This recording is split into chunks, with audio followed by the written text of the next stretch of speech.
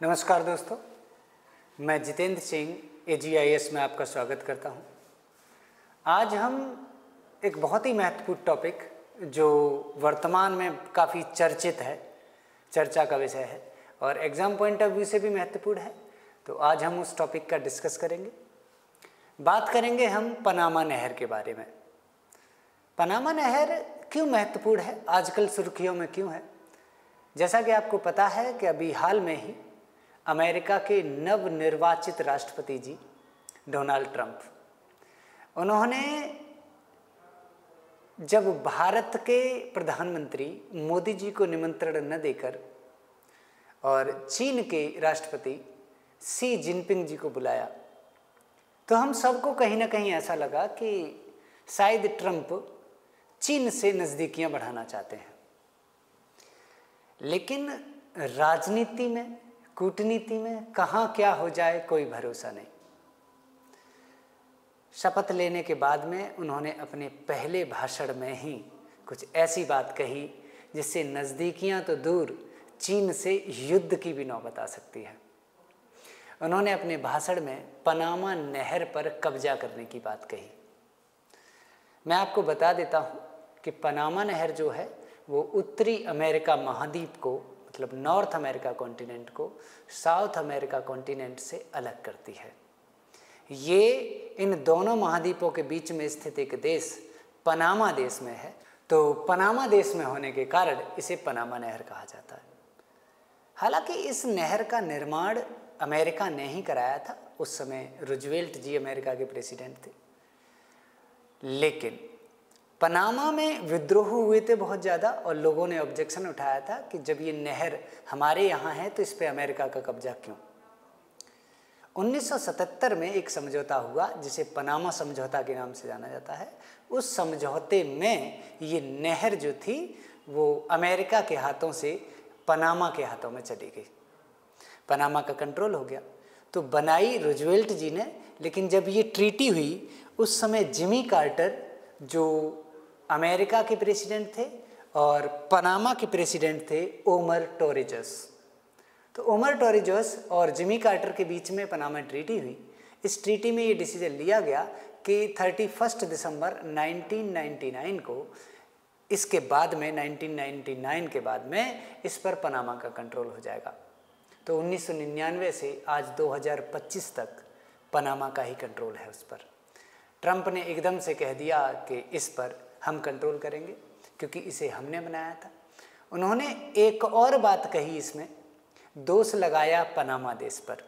यह कहा कि यहाँ पर चीन की नज़दीकियाँ बढ़ रही हैं और वन बेल्ट और वन रोड वाला कंसेप्ट चीन यहाँ लेकर आ रहा है। हालांकि इस समय वर्तमान में जो पनामा के प्रेसिडेंट हैं JR मोलिनो, उन्होंने इस बात का खंडन किया कि ऐसा कुछ नहीं है और पनामा पर हम अपना ही कंट्रोल रखेंगे, किसी और देश का कंट्रोल नहीं होने देंगे। तो ये कितना छोटा सा देश अमेरिका को चैलेंज कर रहा है, तो किस दम पर कर रहा है, ये सोचने वाली बात है। दूसरी बात कि सीधा सीधा चाइना इन्वॉल्व है इसमें, तो परिस्थितियां बिगड़ सकती हैं आगे, जैसा कि आप जानते हैं। पनामा का इतिहास आपने देखा, पढ़ा, मैंने थोड़ा सा बताया आपको कि क्यों, किसने बनवाया, किसका कंट्रोल है वर्तमान में और क्या परिस्थिति रही जिसकी वजह से आज ये चर्चा में है। पनामा नहर बनाने की शुरुआत की बात की जाए तो सबसे पहले 1881 में 1881 में, और फ्रांस ने इसे बनवाने का काम किया था। उसने सोचा था कि अगर पनामा लेक बन जाता है तो अटलांटिक ओशियन और पैसिफिक ओशियन दोनों एक दूसरे से कनेक्ट हो जाएंगे और लगभग 12,875 किलोमीटर की दूरी कम हो जाएगी।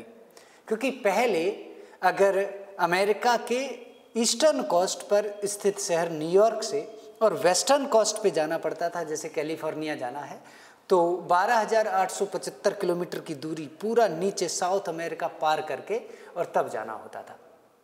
तो ये चीज़ महत्वपूर्ण थी कि पनामा नहर बनने से 12,875 किलोमीटर की दूरी कम होती थी।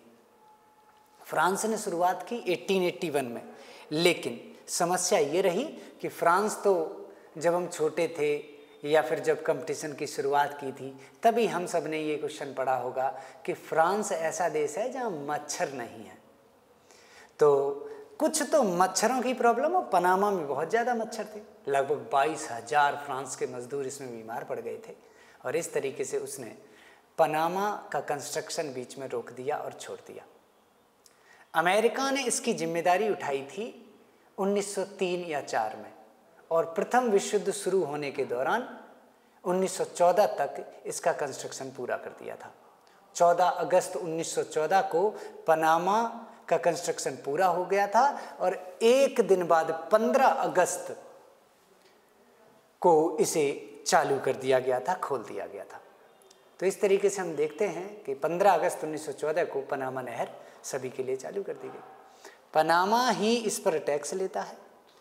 एक और बात जो इसे सुएज नहर से या संसार की और नहरों से अलग करती है वो ये है कि ये कोई सामान्य नहर नहीं है। ये नहर अटलांटिक महासागर और प्रशांत महासागर को जोड़ती है, वहीं उत्तरी अमेरिका और दक्षिणी अमेरिका को अलग करती है। इस नहर के निर्माण में एक सबसे बड़ी प्रॉब्लम ये थी कि उत्तरी अमेरिका और दक्षिणी अमेरिका के बीच में एक गॉटन लेक है, और गॉटन लेक जो है वो दोनों ओशियन से या सी लेवल से 85 फीट की ऊंचाई पर है। तो किसी भी शिप को पहले जैसे पैसिफिक ओशियन से अगर अटलांटिक ओशियन में लेकर आना है तो उसे 85 फीट ऊंचाई पर लाना होगा। तो इस तरीके से बीच में लॉक सिस्टम बनाया गया है। तो एक ऐसी नहर है पनामा नहर जिसमें लॉक सिस्टम है। पहले जहाज को पहले लॉक में लाया जाता है, फिर उसका सी लेवल बढ़ाया जाता है और इतना पानी बढ़ाया जाता है कि जो सेकंड लॉक है उसकी बराबरी में ही आ जाए।